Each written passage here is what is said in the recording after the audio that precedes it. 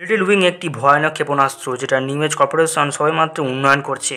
Senator লাভ হয় যে একজন কংগ্রেসম্যান যে এই লিটল উইং প্রজেক্টটি আর্থিকভাবে সহায়তা করছে, কিন্তু আমরা আগের এপিসোডগুলিতে জেনেছিলাম যে সুমন একটা সময় ওয়ান্টেড রূপের স্পেশাল ইনভেস্টিগেটর রূপের পদে ছিল। পরে অবসরপ্রাপ্ত সুমন নিউজ টেকনোলজি কর্পোরেশনে অ্যাসিস্ট্যান্ট ডিরেক্টর পদে যোগদান করে।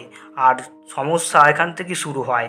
নিউজ কর্পোরেশনে ডিরেক্টর সিকিউরিটির পদে ছিল সেন ল্যাংস্টন, যে মোটো ভালো মানুষ ছিল না।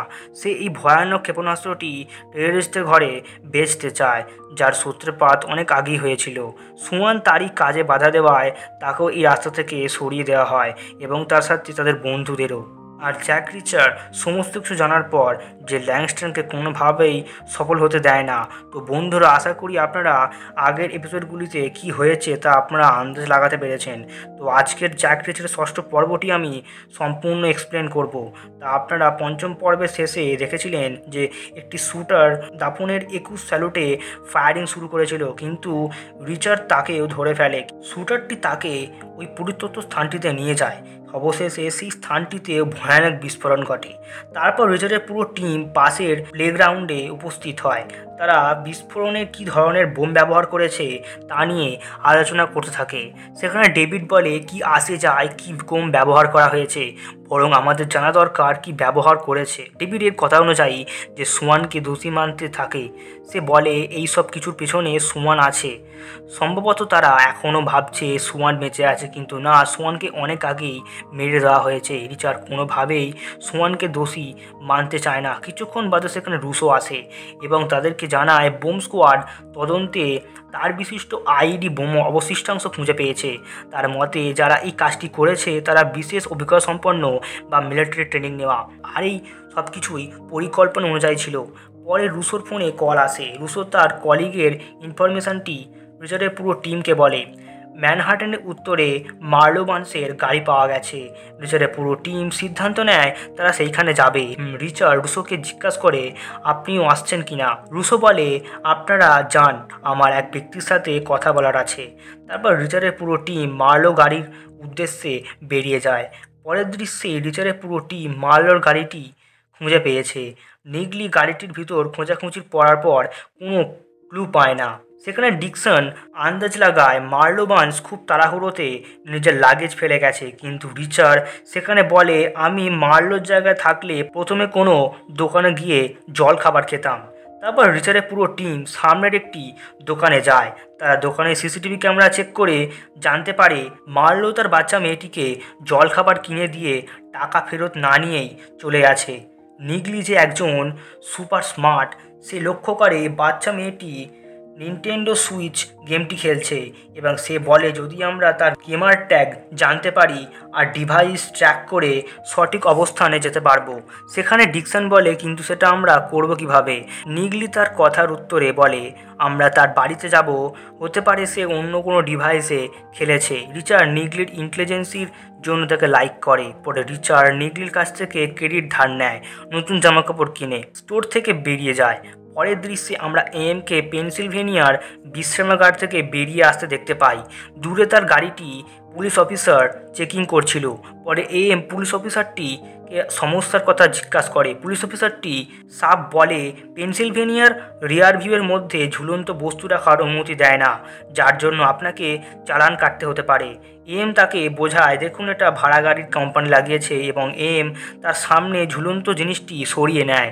অফিসার কে চালান তো কাটে না, কিন্তু তাকে ডিউটির জন্য অফিসিয়াল ওয়ার্নিং লিখে দিতে হবে। আর এখানেই সব থেকে বড় সমস্যা, অনেক স্মার্ট, আজ পর্যন্ত কোনো ক্রাইমসে ধরা পড়েনি। অফিসার নিজের কাজ করছিল আর ঠিক সময় বুঝে অফিসারটিকে সেখানেই শেষ করে যায়। পরের মুহূর্তে রিচার্ডের পুরো টিমকে মার্লোর বাড়িতে দেখতে পাই, যেখানে নিগলি স্মার্ট টিভি থেকে গেমিং লিস্ট চেক করে জেনের গেমিং ট্যাগ খুঁজে পায় এবং নিগলি বলে জেন যতক্ষণ না অনলাইন আসছে ততক্ষণ আমাদের টাইম পাস করতে হবে। যাই হোক, রিচার্ড তো চলে যায় বিশ্রাম নিতে, কিন্তু রিচার্ড কি এখানে বিশ্রাম নিতে পারবে? কিছুক্ষণ বাদে সেখানে ডিকসন আসে। অবশ্যই পূর্বের ওয়ান্টেড গ্রুপে থাকাকালীন ডিকসন রিচার্ডকে পছন্দ করত। যেহেতু রিচার্ড তার বস ছিল তাই তাকে অতটা পাত্তা দেয়নি, কিন্তু এখন রিচার্ড ডিকসনের সাথে ইন্টিমেট হয়। পরে রুশো কর্নেলের সাথে দেখা করে। রুসো তার উপর আঙুল তোলে যে আপনি রিচার্ডের বস্টন থাকার কথাটি লিক করেছেন এবং তার সাথে নিউজের সাথে কাজ করছেন। কর্নেল প্রথম দিকে বলতে না চাইলেও পরে সবটা বলে দেয়। নিউজের হেড অফ সিকিউরিটি, যার নাম ল্যাংস্টন, সে তাকে মোটা অঙ্কের বেতন দিয়েছে যাতে সমস্ত তথ্য জানতে পারে। রুসো এসব কথা শুনে তার মাথাটা গরম হয়ে যায় এবং বলে, আপনি পুলিশ অফিসার হয়ে সন্ত্রাসীবাদীদের সাহায্য করছেন। 9/11-এর অ্যাটাকটি আপনি ভুলে গেছেন? সেই সকল মানুষেরা যারা শহীদ হয়েছিল। কর্নেল জবাব দেয়, সেই দিনেও আমিও অনেক বন্ধুকে হারিয়েছি।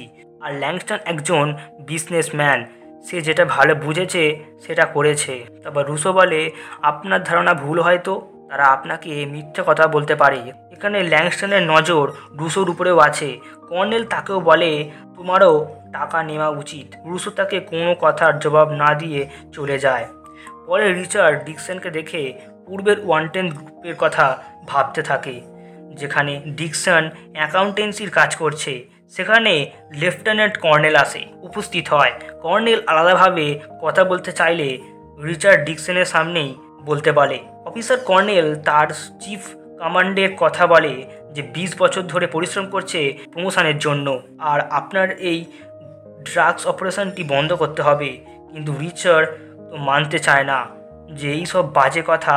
অফিসার কর্নেল বলে, এটা আমার অর্ডার, যদি কথা না শোনো এই পদ থেকে বের করে দেওয়া হবে।